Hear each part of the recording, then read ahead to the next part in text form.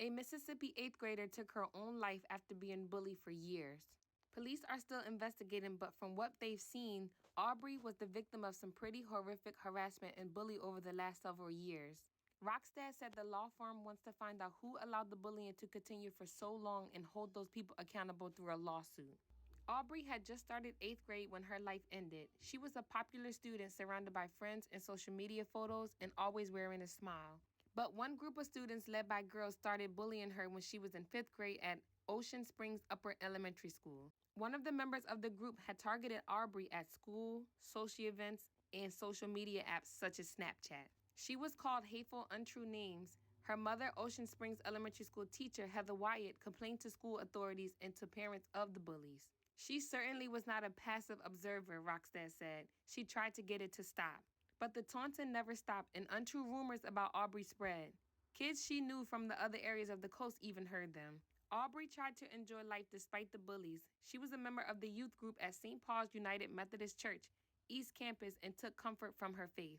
Aubrey's family is going through a lot right now, and everyone is in deep grief over the loss of this sweet child. She seemed to be a popular girl and had a lot of friends who weren't bullying her, but this one group seemed to have it out for her.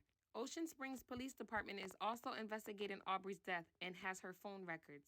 The family is hoping for justice through criminal and civil court action. Since her death, Aubrey's mother has spoken out against bullying on social media. The plague of bullying and cyberbullying is a very real and present threat to our society, especially to our children and youth. If the perpetrators of this type of senseless and horrific behavior are not held accountable, this plague will continue to devastate our children.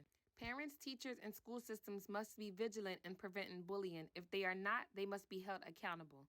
Similarly, children must be taught that bullying hurts, traumatizes, and sometimes even kills its victims. If we do not address the problem now, we risk the safety of all of our children. My heart goes out to Aubrey and her family and all the people who are victims of bullying, whether you're a child or whether you're an adult. Bullying is a serious matter.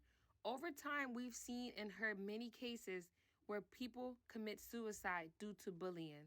There are many people who are just non-violent people in a world against violent people. I feel so bad for Aubrey and many other victims who feel like they are not good enough or have to take their own life in a world where they should feel comfortable or belonged in. I agree with Aubrey's mother. It be way too many times in cases where you see the child try to go out for help and no one listened to him or her, which resulted in them being suicidal or committing suicide. You'd be surprised how much words will hurt harder than someone hitting you. I'm sorry, Aubrey, and many others that have to go through or have went through the bullying. Aubrey, may you rest in peace, and may your family find peace.